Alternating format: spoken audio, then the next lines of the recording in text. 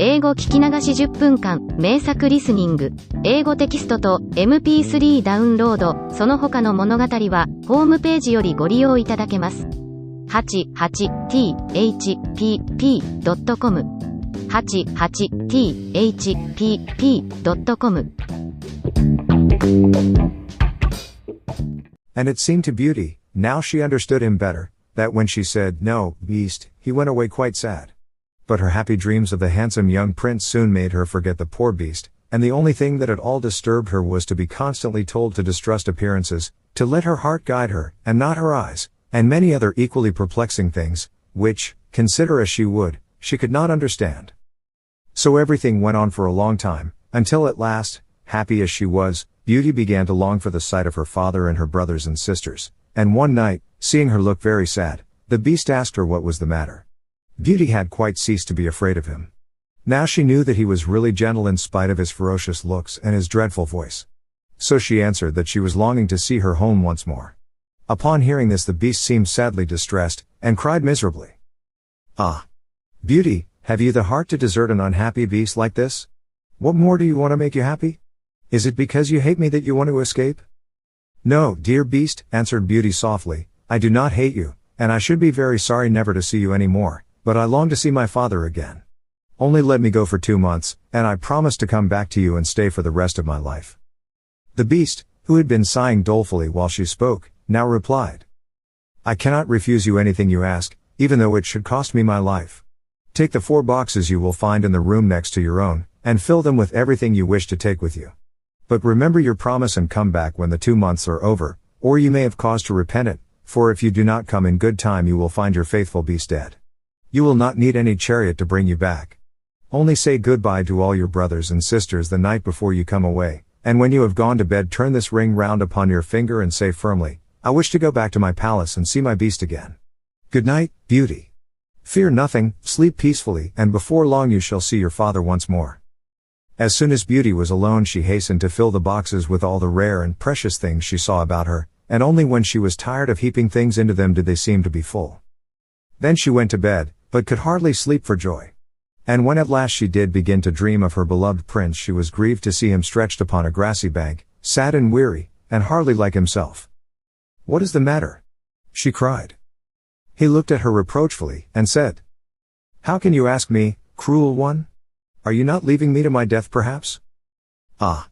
Don't be so sorrowful," cried Beauty, "I am only going to assure my father that I am safe and happy. I have promised the beast faithfully that I will come back, and he would die of grief if I did not keep my word." "What would that matter to you?" said the prince. "Surely you would not care?" "Indeed, I should be ungrateful if I did not care for such a kind beast," cried Beauty indignantly. "I would die to save him from pain. I assure you it is not his fault that he is so ugly." Just then a strange sound woke her. Someone was speaking not very far away, and opening her eyes she found herself in a room she had never seen before, which was certainly not nearly so splendid as those she was used to in the beast's palace. Where could she be? She got up and dressed hastily, and then saw that the boxes she had packed the night before were all in the room. While she was wondering by what magic the beast had transported them and herself to this strange place she suddenly heard her father's voice, and rushed out and greeted him joyfully. Her brothers and sisters were all astonished at her appearance, as they had never expected to see her again, and there was no end to the questions they asked her. She had also much to hear about what had happened to them while she was away, and of her father's journey home. But when they heard that she had only come to be with them for a short time, and then must go back to the beast's palace forever, they lamented loudly. Then Beauty asked her father what he thought could be the meaning of her strange dreams, and why the prince constantly begged her not to trust to appearances. After much consideration, he answered, "You tell me yourself that the beast, frightful as he is, loves you dearly and deserves your love and gratitude for his gentleness and kindness. I think the prince must mean you to understand that you ought to reward him by doing as he wishes you to, in spite of his ugliness." Beauty could not help seeing that this seemed very probable. Still, when she thought of her dear prince who was so handsome, she did not feel at all inclined to marry the beast. At any rate, for 2 months she need not decide, but could enjoy herself with her sisters.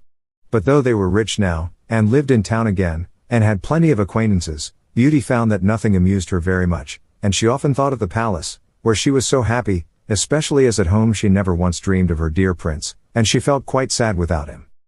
Then her sisters seemed to have got quite used to being without her, and even found her rather in the way, so she would not have been sorry when the 2 months were over but for her father and brothers, who begged her to stay, and seemed so grieved at the thought of her departure that she had not the courage to say goodbye to them.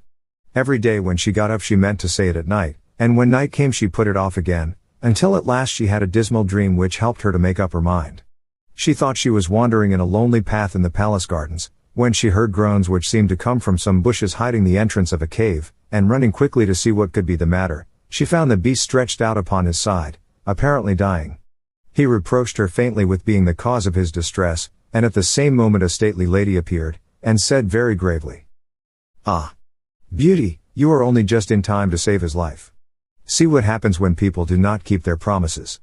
If you had delayed 1 day more, you would have found him dead." Beauty was so terrified by this dream that the next morning she announced her intention of going back at once, and that very night she said goodbye to her father and all her brothers and sisters, and as soon as she was in bed she turned her ring round upon her finger, and said firmly, "I wish to go back to my palace and see my beast again," as she had been told to do. Then she fell asleep instantly, and only woke up to hear the clock saying "Beauty, Beauty" 12 times in its musical voice, which told her at once that she was really in the palace once more. Everything was just as before, and her birds were so glad to see her. But Beauty thought she had never known such a long day, for she was so anxious to see the beast again that she felt as if supper time would never come. But when it did come and no beast appeared she was really frightened, so, after listening and waiting for a long time, she ran down into the garden to search for him.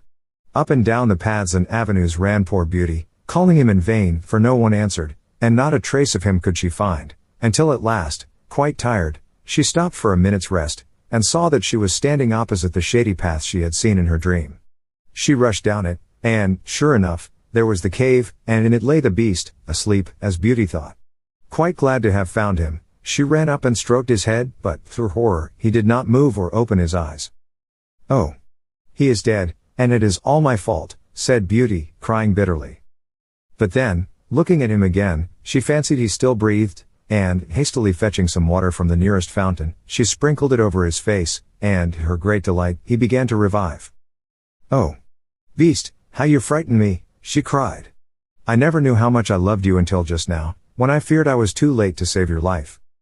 "Can you really love such an ugly creature as I am?" said the beast faintly. "Ah! Beauty, you only came just in time. I was dying because I thought you had forgotten your promise. But go back now and rest, I shall see you again by and by." Beauty, who had half expected that he would be angry with her, was reassured by his gentle voice, and went back to the palace, where supper was awaiting her, and afterward the beast came in as usual, and talked about the time she had spent with her father, asking if she had enjoyed herself, and if they had all been very glad to see her. Beauty answered politely, and quite enjoyed telling him all that had happened to her. And when at last the time came for him to go, and he asked, as he had so often asked before, "Beauty, will you marry me?" she answered softly, "Yes, dear beast." As she spoke a blaze of light sprang up before the windows of the palace, fireworks crackled and guns banged, and across the avenue of orange trees, in letters all made of fireflies, was written, "Long live the prince and his bride."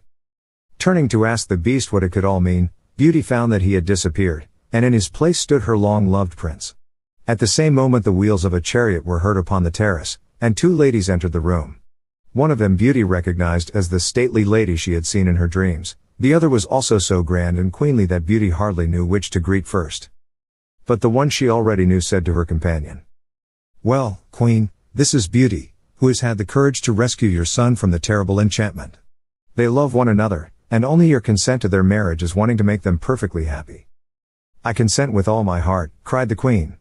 "How can I ever thank you enough, charming girl, for having restored my dear son to his natural form?"